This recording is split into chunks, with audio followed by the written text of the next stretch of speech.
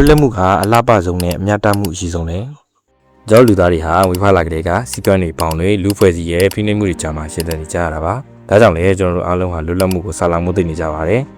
အနီမယ်လောကမှာလည်းဒီလိုလွတ်လပ်မှုဆိုတဲ့ objective ကြီးကိုအခြေခံပြီးတိစောက်ထားတဲ့ဇာတ်လမ်းကောင်းတွေအများကြီးရှိပါတယ်ဒါပေမဲ့စိတ်ဝင်စားဖို့ကောင်းတာက anime တိုင်းကပြသတဲ့လွတ်လပ်မှုရဲ့အဓိပ္ပာယ်ဟာလုံးဝခြားနားနေပါတယ်ဒီနေ့ဗီဒီယိုမှာတော့ anime လောကရဲ့အကြီးမားဆုံးလွတ်လပ်မှုယူဆသုံးခုကိုနိုင်ရှင်ပြီးဘယ်ဟာကလူသားတွေအတွက်အမှန်ကန်ဆုံးအကောင်းဆုံးဖြစ်မလဲဆိုတာကိုခွဲခြမ်းစိတ်ပြတင်ဆက်ပေးသွားပါမယ်ထက်ကွန်ထိုက်တန်ပထမဆုံးပြောချင်တာကတော့ထက်ကွန်ထိုက်တန်တွေကအေဒန်ရီယာရဲ့လွတ်လပ်မှုပါအေဒန်ရဲ့လွတ်လပ်မှုဆိုတာရန်သူတွေကိုအကုန်ချေမှုန်းပြစ်ချင်းပါပဲကဘာကြီးကသူ့ကိုတိုင်းနေထဲမှာလောင်ပိတ်ထားတယ်ငှက်ကောင်လို့တတ်မှတ်တယ်သိစီချင်းကြတယ်အေဒန်ရဲ့လွတ်လပ်မှုဟာအသက်ရှင်တန်ခွင့်နဲ့ရုံးငယ်ခြင်းပေါ်မှာအခြေခံပါတယ်သူပြောလို့ရှိတဲ့စကားတစ်ခုရှိတယ်戦わなければ勝てない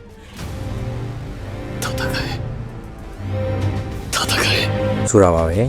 ဒါပေမဲ့အေဒင်ရဲ့လွတ်လပ်မှုရဲ့နောက်ွယ်မှာပြီးဆက်လိုက်ရတဲ့တန်ဖိုးကအရင်ကြီးမားပါတယ်မိမိရဲ့လွတ်လပ်မှုအတွက်ကဘာကြီးတစ်ခုလုံးကိုဖြစ်စီပြရမယ့်လမ်းစဉ်ဖြစ်တဲ့အတွက်ဒါဟာနာကျင်စရာကောင်းပြီးသွေးစွန်းနေတဲ့လွတ်လပ်မှုမျိုးဖြစ်ပါတယ် One Piece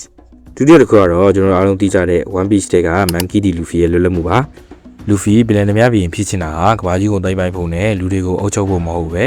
သူ့အတွက်ပြည်နယ်နှမပြင်ဆိုတာပြည်နယ်ပြင်ကြီးထဲမှာလွတ်လပ်ဆုံးလူကိုဆိုလိုတာပါလူဖီရဲ့လွတ်လပ်မှုဟာဘသူရဲ့စီကံဘသူရဲ့ဥပဒေအောက်မှာမနေပဲမိမိသွားခြင်းတဲ့နေရာသွားမယ်မိမိစားခြင်းတာစားမယ်မိမိတငယ်ချင်းတွေကိုကာကွယ်ပေးမယ်ဆိုတဲ့အိမ်မက်တွေစွစားကန်းနေနဲ့ပြင်းတဲ့နေတဲ့လွတ်လပ်မှုမျိုးပါ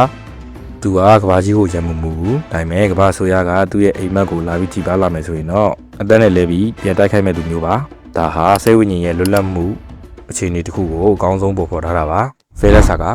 နောက်ဆုံးတစ်ခုကတော့လူသိနေပေမဲ့အနက်ဆိုင်ဆုံးလို့ပြောလို့ရတဲ့ Valen Saga တွေကထိုရဖီရဲ့လွတ်လပ်မှုဖြစ်ပါတယ်။ထိုရဖီရဲ့ငယ်ဘဝဟာကလေးစားချီခြင်းအမုန်းတရားနဲ့တပ်ဖြတ်ခြင်းတွေကြားမှာကြေးကြနေခဲ့တာပါ။သူစစ်ပွဲတွေအများကြီးဆင်နွှဲခဲ့ပေမဲ့သူစိတ်ဟာတခါမှမလွတ်လပ်ခဲ့ပါဘူး။ဒါပေမဲ့သူကျုံဘဝကိုရောက်သွားပြီးရာအလုံးကိုဆုံးရှုံးလိုက်ရတဲ့အချိန်မှာအစစ်မှန်ဆုံးလွတ်လပ်မှုဟာရန်သူတွေကိုတပ်ဖြတ်တာမဟုတ်ပဲမိမိရဲ့အတွင်းစိတ်ထဲကအမုန်းတရားတွေအတ္တတွေကိုဆွလွတ်နိုင်ခြင်းဆိုတာကိုသူနားလည်သွားခဲ့တယ်။စစ်မှန်တဲ့လွတ်လပ်မှုဆိုတာဓာတ်ကိုကင်ထားတာမဟုတ်ပဲဓာတ်ကိုချပစ်နိုင်တာငါမှဘသူ့ကမှမုန်းတီးစရာရန်သူမရှိဘူးလို့ရဲရဲဝံ့ဝံ့ပြောနိုင်တဲ့စိတ်ပိုင်းဆိုင်ရာလွတ်လပ်မှုမျိုးဖြစ်ပါတယ်။အေဒင်ရီယာရဲ့လွတ်လပ်မှုဟာရုပ်ပိုင်းဆိုင်ရာအရာရုပ်ထွက်ခြင်းမှာဒါပေမဲ့သူဟာကလေးစားချီခြင်းနဲ့အနာဂတ်ရဲ့သားကောင်ဖြစ်သွားပြီးစိတ်ပိုင်းဆိုင်ရာအရာအကျဉ်းကျနေခဲ့ပါတယ်။ထရိုဖင်ရဲ့လွတ်လပ်မှုဟာစိတ်ပိုင်းဆိုင်ရာအရာတသက်ပါပဲ။သူကတွေးစိတ်ငြိမ်းချမ်းသွားပြီမဲ့သူနေထိုင်တဲ့ကဘာကရက်ဆက်လွန်းတဲ့အတွက်ရုပ်ပိုင်းဆိုင်ရာအရာအမြဲတမ်းဒုက္ခရောက်နေတော့မှာပဲ။ဒါဆိုရင်ဘယ်အရာကလည်းအကောင်းဆုံးလွတ်လပ်မှုလဲ။ကျွန်တော်မြင်ရတော့ One Piece ကလူဖီရဲ့လွတ်လပ်မှုဟာအပြည့်စုံဆုံးနဲ့အကောင်းဆုံးလို့ပြောရပါလိမ့်မယ်။ဘာကြောင့်လဲဆိုရင်တော့လူဖီရဲ့လွတ်လပ်မှုဟာရုပ်ပိုင်းဆိုင်ရာအရာသူ့ရဲ့ချုပ်ချက်မှုကိုမှ